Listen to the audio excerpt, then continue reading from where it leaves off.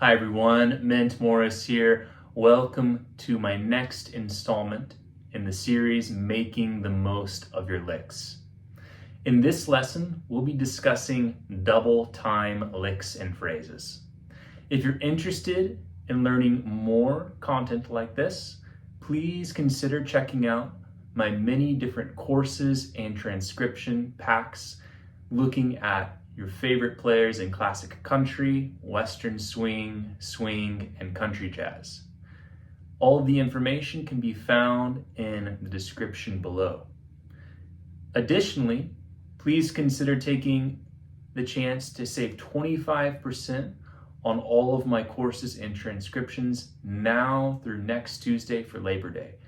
You can use the code in all caps, Labor Day 25, that is the number 25, at checkout.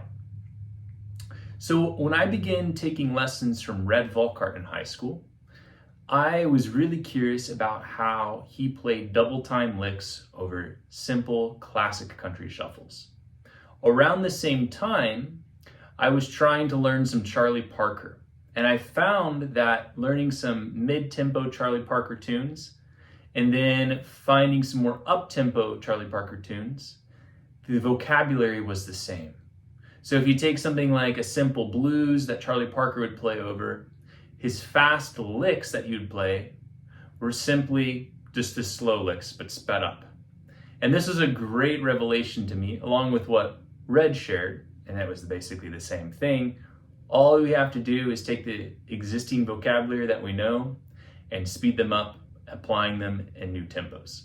So that's exactly what we're going to do. But I think there's a way to do this methodically, where you're not just learning fast licks. You want to have your vocabulary in a more controlled or slower application first, so you can really get to know it, and then you begin to apply it in faster contexts, and you can then finally change and express it differently. So to start this off, I'm going to show you two licks. The first one is one that Red showed me. So if you're playing, let's say, like an upbeat train beat or a straight beat in the key of A, there's this great lick based off of a fiddle pattern that he plays frequently. It sounds like this.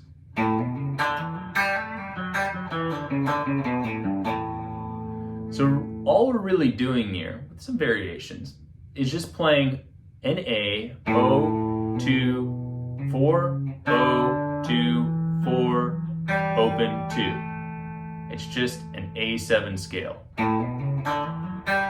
using our open strings and then coming back down. So if you can hear this in the context of, let's say, a fiddle tune or a train beat where this is kind of our rhythm, this would be a great lick just to play over.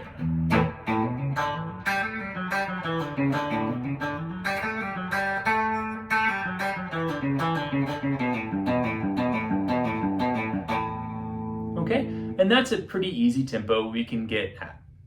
But then what we want to do, once we're comfortable with those pool of notes, or with the pool of notes and with the different variations we can work on, we want to apply that into maybe a slower overall context. So if we're playing in a straight beat, we now want to move into, let's say, a shuffle.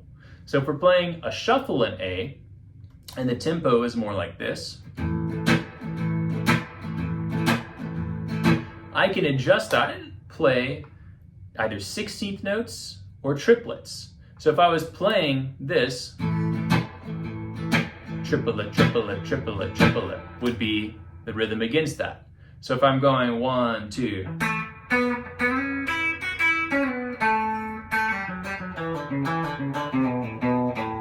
that would kind of be how that sounds. Now if I wanted to play 16th notes against it, I might go 1, 2.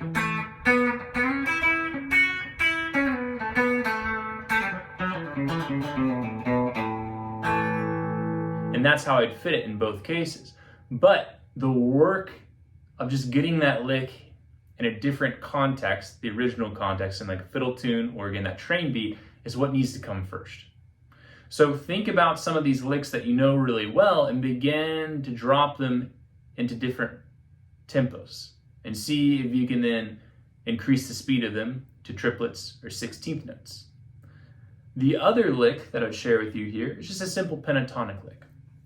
I played it in the opening where I went like this. It was like that. So I'm just kind of playing first string, open, all in E, and then the second string, 3, and then open. And just taking that pattern down the string sets. So that's a pretty simple pentatonic lick in E. So if we're playing, say, Folsom Prison Blues.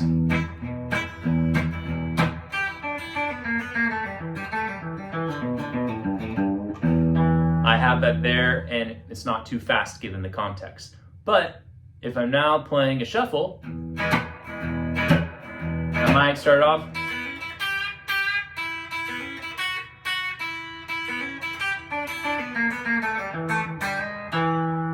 with triplets. Then I'm going to change it to the 16th notes.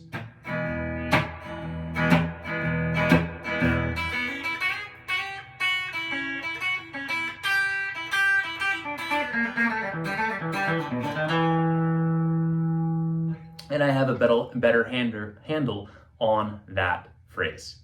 So try experimenting with some of these licks that you already know in the new tempo contexts. It really helps expand your playing and you get to know the lick better. And usually what happens if you just carbon copy the lick from the original context to the new one, you're going to start making variations on it because you're going to hear things differently because the context in which you're playing them is slightly different. So this is just another way of making the most of your licks.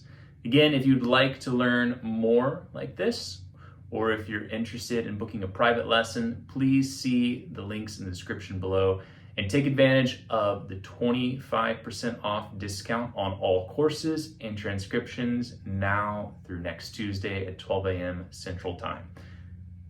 The code will be Labor Day 25 in all caps.